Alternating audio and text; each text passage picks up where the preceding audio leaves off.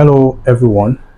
Now let's talk about when we have a charged particle moving through a magnetic field. Okay, however, we experience what we call a magnetic force. That is, a magnetic force will act on the moving charged particle. That is, when we talk about a question like this, where we have a proton moving at 4.00 times 10 raised to the power of 6 meters per second through a magnetic field of 1.70 Tesla, experiences a magnetic force of magnitude 8.20 times 10 raised to the power of negative 13 Newton. Okay, so what is the angle between the proton's velocity and the field? So like I said, when a charged particle, okay, is moving through a magnetic field, it will, however, okay, be acted upon by a force known as magnetic force, and the value of the force, okay, will be maximum, when the charge is moving in a direction perpendicular to the magnetic field lines. I'm going to show the diagram on the board, okay, because now it is always important to do all of this. To explain, the phenomenon, okay, that brought about all of this. Okay, so now then the value of the force will decrease when the force is at some other angles. Okay, but the value of the force will be equals to 0 when the charge is moving along the field lines. So in this video we'll be learning about how to calculate the angle between the proton's velocity and the field. Now, a proton is a positively charged particle, so which means the direction of the magnetic force on a positively charged particle moving at a velocity of 4.00 times 10 raised to the power of 6 meters per second, okay, in a magnetic field of 1.70 Tesla, okay, will experience a force of magnitude. It will experience a force of magnitude 8.20 times 10 raised to the power of negative 13 Newton. Now, so like I said, a charged particle, when it moves through a magnetic field, it will experience a force known as magnetic force, okay? And the value of the magnetic force will be maximum when the direction of the charge, okay, is perpendicular to the direction of the magnetic field lines of force. But it will decrease when it is at some angle, okay, or other angles, okay? But like I said, the value of this force will be equals to 0, okay? It will be equals to 0 when the charge is moving along the field lines. So if I want to explain this, okay, now this is the direction of the force. We can use what we call the right hand rule, okay? That is, the right hand rule in this case will be all about when we have that's when we point the fingers of our right hand, okay, in the direction of velocity, like this. The fingers of our right hand in the direction of velocity, like this.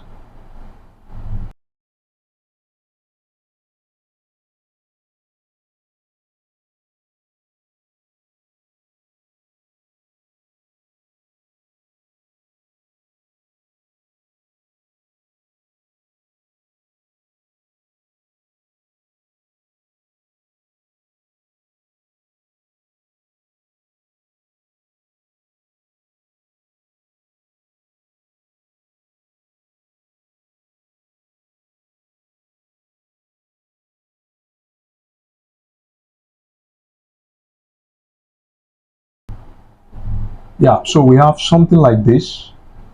Okay, so this is the right hand. Okay, now this will be the direction of the velocity.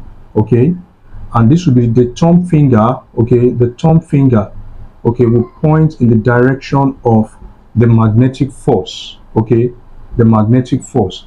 Then the direction of, that's a coiled finger. Okay, the coiled finger in this case, the coiled finger, that is, the coiled finger will point in the direction of what? It will point in the direction of the magnetic field through the smallest angle. So now in this case, so I'm going to use this now to, I'm going to draw another diagram to explain this. Okay, I'm going to draw another diagram to explain this. So okay, so this is what it looks like when the right hand, okay, when the finger, so like I said, using the right hand rule, we're using the right hand rule in this case. Okay, now the first, now the first statement in this case will be that point will be to point the fingers of your right hand, the fingers of your right hand in the direction of velocity. That is the velocity of the moving charged particle. That's one. Okay, then two, the curled fingers. Okay, the curled fingers point in the direction. The curled finger point in the direction of the what? The magnetic field. The magnetic field through a small angle. Through a small angle. So in that case, we're going to have, now this is the charge, this is the proton. Okay, we have the proton. So this will be the magnetic field. Okay, and then this will be the what? The velocity. Okay, this is the velocity. This is the velocity. This is the magnetic field. This is the force. So now, like I said, the force, the value of the force will be maximum when the charged particle is moving in a direction perpendicular to that of the what? The magnetic field lines. Now the formula, okay, the magnetic force on the positively charged particle, that is the proton, moving at a speed of velocity v, okay, in the what? In a magnetic, in the what? In the field, which experience this force. So the force will be equals to q v b, okay, sine theta. So which means the angle through which the magnetic field moved through an angle, and the angle is what? Angle theta. So when this angle is equals to 90 degrees, we have the magnetic force becomes maximum. Okay, it becomes maximum, and that will be qvb, because we know that sine of angle 90 degrees is what? Is 1. So here we have, like I said, now when we point the fingers of our right hand like this, when we point the fingers of our right hand, okay, in the direction of velocity, this is the direction of velocity. Okay, direction of velocity. Okay, we have the direction of velocity. Now then I said that the curled finger, these are the curled finger, the curled finger point in the direction of magnetic field through the smallest angle. Okay, so that's why you can see that's when these two lines are, when they meet, okay, there will be some small angle between the magnetic field intensity and the velocity of the what? Of the moving charged particle. So like I said, so we have qvb sine theta, but I said the value, okay, the value of the force will decrease when it is at some other angles. The third part here, okay, let me talk about the third part here. So after the curled finger, now the direction of the force, okay, now you can see this is the direction of the force. Okay, the direction of the force, that is the thumb finger, the thumb finger points, the thumb finger, okay, points in the direction of the force, that is the magnetic force, on the what?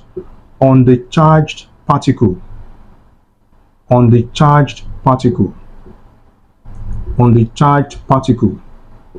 direction of the force on the charged particle. So the direction of the magnetic force on the charged particle. So that's, so the thumb finger, okay, indicates the direction of F.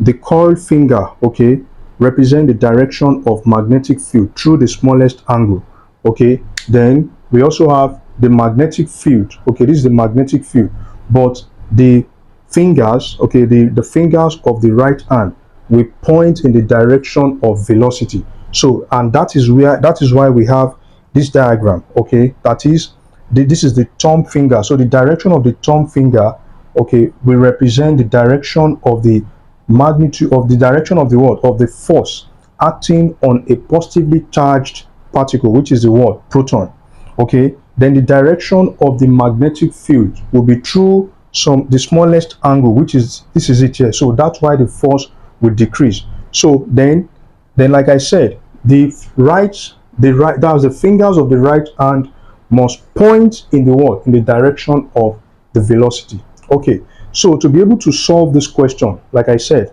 I just explained the right hand rule, okay. The right hand rule, this is different from the one I explained in my previous video, that when a straight conductor or wire is grasped with the what, with the right hand, then with the thumb finger along the wall, the straight wire or conductor, okay. Now the direction of current, okay, the direction of current will be in the what, in the direction of the what, thumb finger, while the direction of magnetic field will be that of the what, the coiled finger, okay. So but in this case, when we talk about right hand rule, okay, this is another right hand rule one, okay. This one is when we point the fingers of our right hand in the direction of velocity. So this is when we talk about a moving charge, that is a charged particle moving through a magnetic field, okay. And when it moves through a magnetic field, it will experience a what, a force known as magnetic force. So now we are going to use this equation because we want to calculate the angle between the proton's velocity and the field. This is the field, okay, this is the proton's velocity, okay. So we are given the magnitude of the force. So in this case, we then have F to be equals to 8.20 times 10 raised to the power of minus 13 Newton, okay. So we are given the charge. Now we're given the what, the velocity of the what, of the proton. So the velocity of the proton is 4.00 times 10 raised to the power of 6 meters per second, okay. Then the magnetic field intensity is 1.70 Tesla, okay. Now, so we know that the charge on proton is 1.602 times 10 raised to the power of negative 19 coulombs. So we are looking for the inclination between the magnetic field intensity and the velocity of the moving charge particle. So we know that F, the magnetic field, the magnetic force will be equals to Q, that is EVB, okay, sine theta. So we can make theta the subject of the formula. So theta, when we write theta to be the subject of the formula, so it will be inverse sine of FB. Let's rearrange the equation first. FB over what? Over EVB, okay, over EVB. So now we can plug in the values. You know, when we express theta, okay, in terms of FB, okay, that is the magnetic force. So we have theta to be the inverse sine of the ratio of FB, that which is the magnetic force, to the what, to the product of the charge on proton, the velocity of the what, of the proton, because that's the charged particle, and the magnetic field, okay, the magnetic field in which the proton exists. So in this case, we have the angle to be the inverse sine of the value of the force, which is 8.20 times 10 raised to the power of negative 13 Newton, okay, divided by the charge, 1.602 times 10 raised to the power of negative 19, okay, multiply by 4 times 10 raised to the power of 6, then times 1.7, okay. You know, 4.00 is same thing as what, 4 times 10 raised to the power of 6, which is the velocity of the proton. Then 1.70 is the what, the magnitude of the magnetic field intensity. Okay, so now let's get the value of let's get the value of, now let's get the values. Okay, so what is 1.602 multiplied by 4 multiplied by 1.7? Okay, that'll be 10.894. So we have theta to be equals to the inverse sine of 8.20 times 10 raised to the power of negative 13. Okay, now what is negative 19 plus 6? That'll be negative 13. Okay, that'll be negative 13.